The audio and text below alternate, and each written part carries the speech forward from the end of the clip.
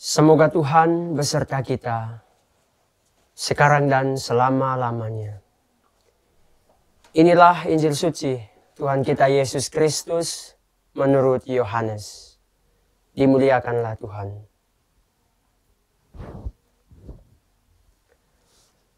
Dalam percakapannya dengan Nikodemus, Yesus berkata, "Tidak ada seorang pun yang telah naik ke surga, selain daripada Dia yang telah turun dari surga, yaitu Anak Manusia.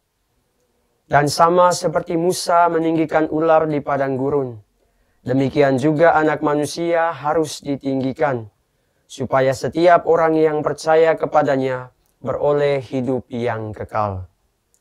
Karena begitu besar kasih Allah akan dunia ini, sehingga Ia telah mengaruniakan Anaknya yang tunggal, supaya setiap orang yang percaya kepadanya tidak binasa, melainkan beroleh hidup yang kekal. Sebab Allah mengutus Anaknya ke dalam dunia, bukan untuk menghakimi dunia, melainkan untuk menyelamatkannya." Demikianlah sabda Tuhan. Terpujilah Kristus. Para pecinta firman Tuhan yang terkasih di dalam Kristus Tuhan. Salib sebagai tanda kasih Allah yang tidak terbatas. Bapak, Ibu, Saudara-saudari, umat Allah yang terkasih di dalam Kristus Tuhan. Hari ini gereja sejagat merayakan pesta salib suci. Sebuah perayaan yang mengundang kita sekalian untuk senantiasa memandang salib Kristus. Memandang bukan hanya sekedar memposisikan indera penglihatan kita supaya terarah kepada salib, tetapi lebih dalam lagi memandang dengan penuh iman, menyadari kasih Allah yang begitu besar bagi dunia. Salib yang pada zaman Romawi dulu adalah lambang kutukan atau lambang hinaan. Namun Yesus dengan wafatnya di salib mengubah makna salib menjadi lambang kasih Allah yang menyelamatkan. Di salib, dosa ditanggung, pengampunan dicurahkan, dan hidup baru dimungkinkan. Sebagaimana ular tembaga ditinggikan oleh Musa di padang gurun, yang diceritakan dalam bacaan pertama hari ini yang diambil dari kitab Bilangan. Demikian pula Anak Manusia harus ditinggikan, supaya setiap orang yang memandang kepadanya dan percaya memperoleh hidup yang kekal.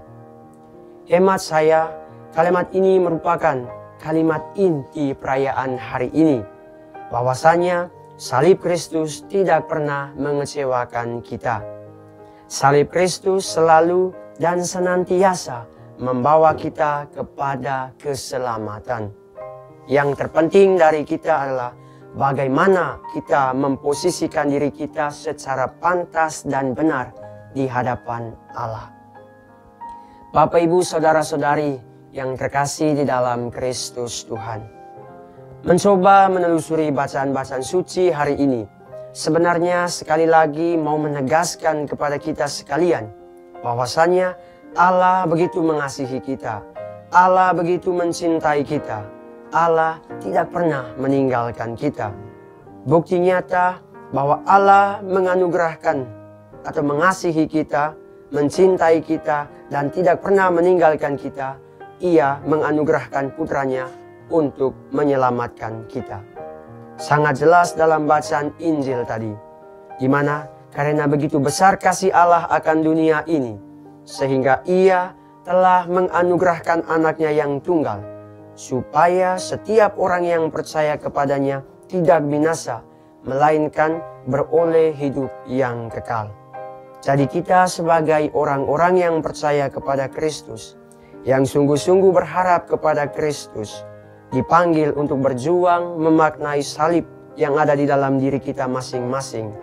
Kita diminta untuk senantiasa merenungkan salib-salib itu mulai dari kaki salib. Karena apa?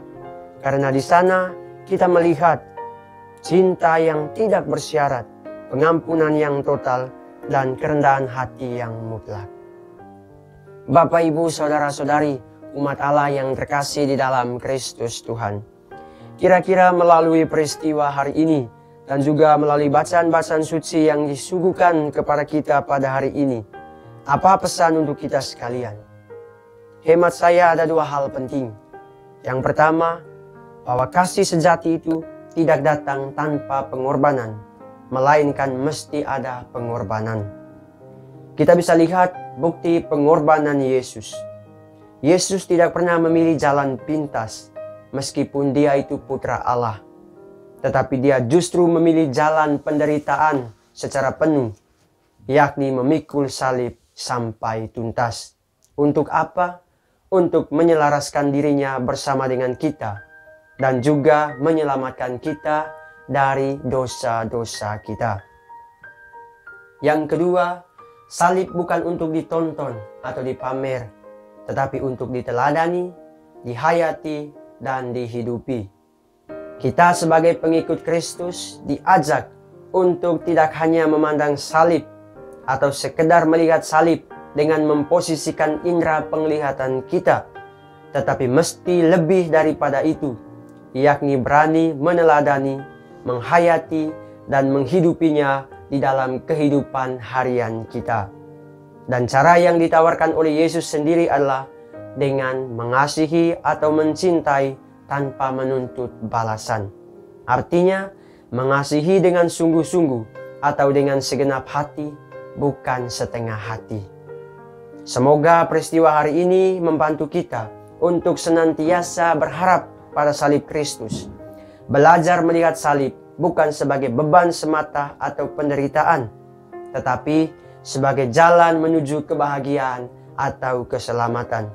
Kita yakin bahwa dalam setiap problem hidup kita ada rahmat. Dalam setiap air mata ada penebusan. Dan dalam setiap salib ada kebangkitan yang menanti. Ave Crux Spes Unica, salam salib satu-satunya harapan, kata Santa Edith Stein. Semoga firman Tuhan hari ini membantu kita sekalian. Kemuliaan kepada Bapa dan Putra dan Roh Kudus, seperti pada permulaan, sekarang selalu, dan sepanjang segala abad. Amin.